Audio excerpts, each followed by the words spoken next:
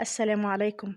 النهارده هنعمل مع بعض تارت الشوكولاته من الحاجات الجميله جدا واغلبنا بيحبها، بس النهارده هنعملها كده بطريقه سريعه وسهله من غير عجن ومن غير فرن.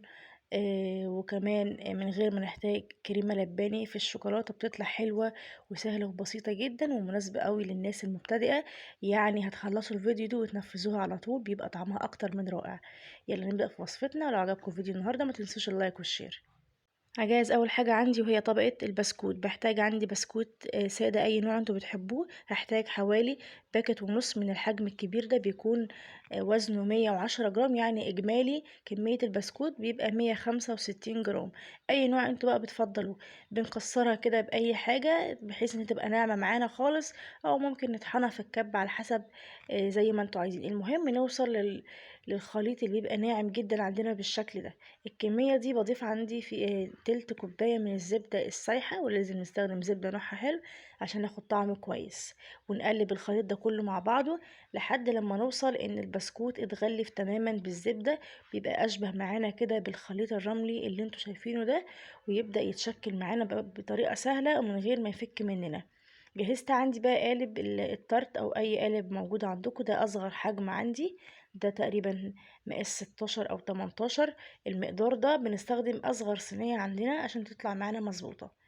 هنضيف عندي صينية طبقة البسكوت اللي احنا عملناها كلها كده مع بعض.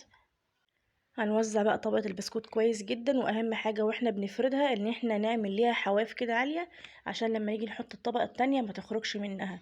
وبأي بولة او اي حاجة، او ممكن صينية اصغر من كده، ونكبس عليها كويس جدا. ودي خطوة مهمة عشان البسكوت ما يفككش مننا بعد ما نقطعها. ولازم ندخلها التلاجة ترتاح على الأقل 10 دقايق عشان تتماسك. هنحضر الطبقة التانية وهي طبقة الشوكولاتة. هحتاج نص كوباية من الحليب. هحطها كده في اي حاجة ونسخنها بس من غير ما تغلي. طبعا احنا استخدمنا الحليب بديل الكريمة. هحتاج عندي قالب من الشوكولاتة، ده وزنها 200 جرام. استخدموا اي نوع انتوا بتحبوه. بقطعها قطع صغيرة عشان تدوب معايا بسرعة، ونحطها كده في بولة ونضيف عليها الحليب الساخن بس من غير ما يغلي. بمجرد ما بننزل عليها باللبن بالطريقة دي بنقلبها، بنلاقيها بدأت تسيح معانا على طول، ما بتاخدش وقت.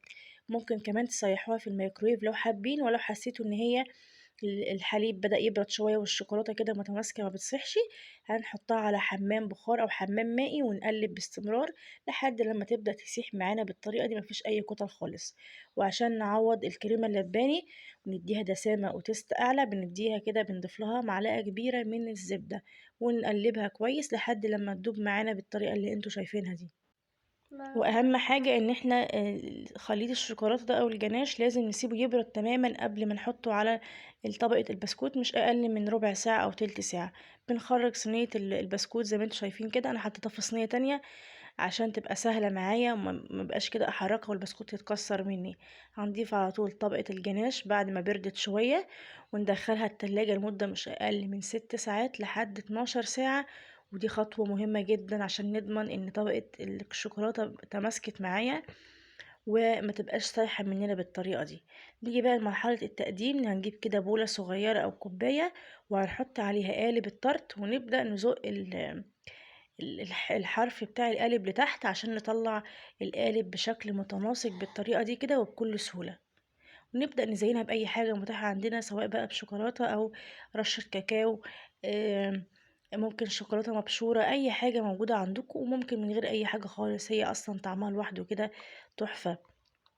شايفين عملنا أسهل حلو سهل وسريع وبارد، من غير فرن ومن غير كريمة ومن غير عجن طرت البسكوت. أو ممكن تسموها أي حاجة انتوا حابينها. طعمها حلو جدا، سهلة وخفيفة، وقد ايه طالعة طبقة البسكوت متماسكة ما اتكسرتش، وفي نفس الوقت مش ناشفة قوي. وكمان طبقة الشوكولاتة اللي احنا حضرناها بأبسط المكونات طالعة في منتهى الجمال. وعايزة اقول لكم بقى من جمالها هتلاقوا تاخدوا معلقة ورا التانية، طعمها بجد خطيرة.